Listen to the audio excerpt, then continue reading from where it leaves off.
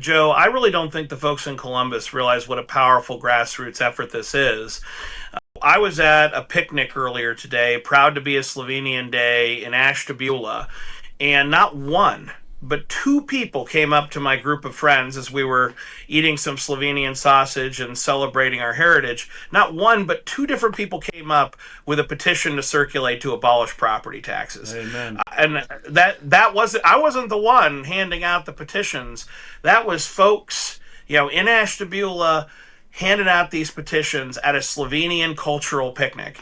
It really says something that not one but two people were circulating petitions at the same event that was completely non-political. I just do not think that Columbus understands that the people are awake, they are angry, and that they expect real reform. And when they propose half measures and little pieces of nonsense about, oh, we're not going to do replacement levies anymore, only renewal levies. Look what I did for you. I think it infuriates people.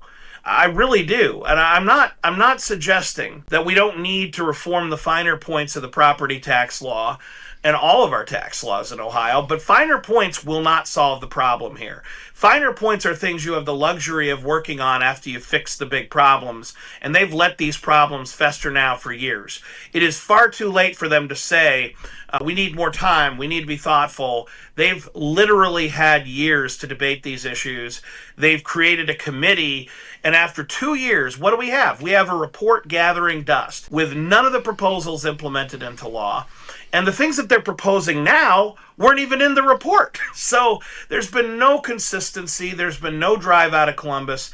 And a reasonable person looking at what they're doing would conclude that they really don't want to do anything, but they view the amendment to the Constitution to abolish property taxes, and I've heard them say this, as the sword of Damocles. And they're afraid what will happen if the state suddenly is on the hook to pay for 100% of public schools, which is what they were supposed to be doing all along. Suddenly, all that extra money that our state reps and senators have to do ribbon cuttings and hand out earmarks to people so that, surprise, surprise, you give $600 million to a football team and then completely unrelated, you get a max out contribution to your campaign.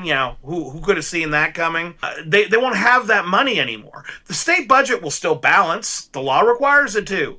But they won't have the earmarks to buy votes, to buy donations, and that's what they're really afraid of. Yeah, they're not afraid of losing police and fire. They're afraid of losing their donors. I like what you said. Yeah, there Commissioner Plechnik and Joe, I can tell you, Joe, that those two circulators that approached Commissioner Plechnik at the picnic, those are just two of over 1,000 circulators that we have throughout the state, and we're adding more circulators every day. Wow. And we're getting calls, from people throughout the state. It's not just, in Lake County. That is amazing. It goes all the way down great, to Hamilton, out to fantastic. The western part of the state. It's huge, and it's going to continue to grow.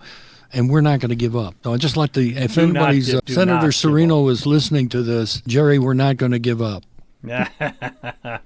Yeah, Brian, do you want to maybe plug that website? What is it? Axe the Tax, where you can go and look at. We've got a couple websites going. Thank you, Jonathan. It's axohiotax.com. It's AXOH tax.com.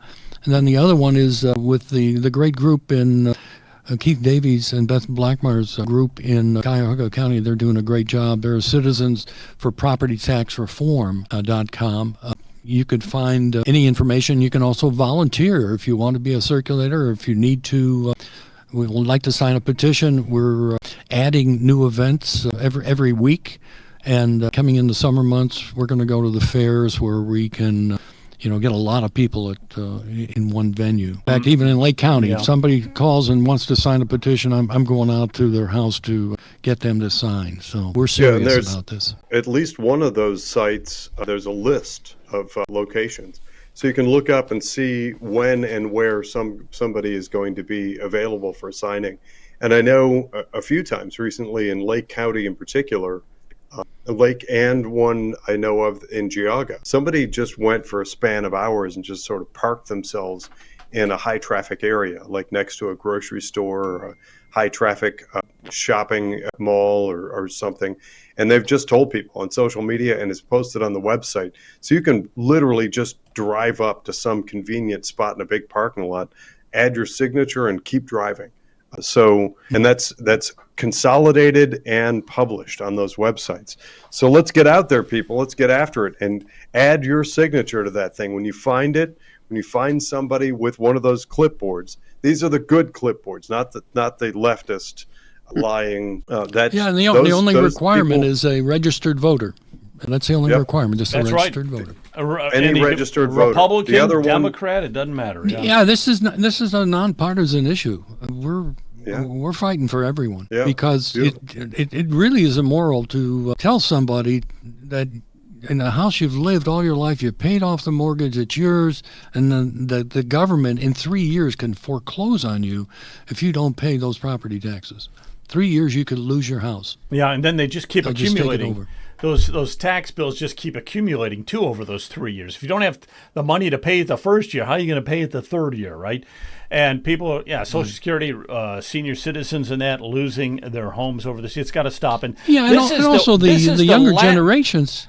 Let me tell you something. This is our golden opportunity to make it happen. We're never going to have this opportunity again. People are so ticked off that they will sign that petition and they will vote to get rid of a property tax. This is the one chance we got. We can't blow it. Yeah, I know you're working and we're really not hard. we're not eliminating fire departments or police departments. Do not let them make you afraid that you're not going to have the fire or police or roads and bridges or sanitations.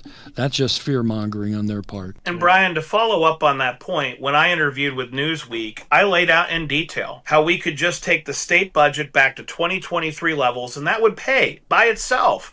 That would pay for the property tax cut.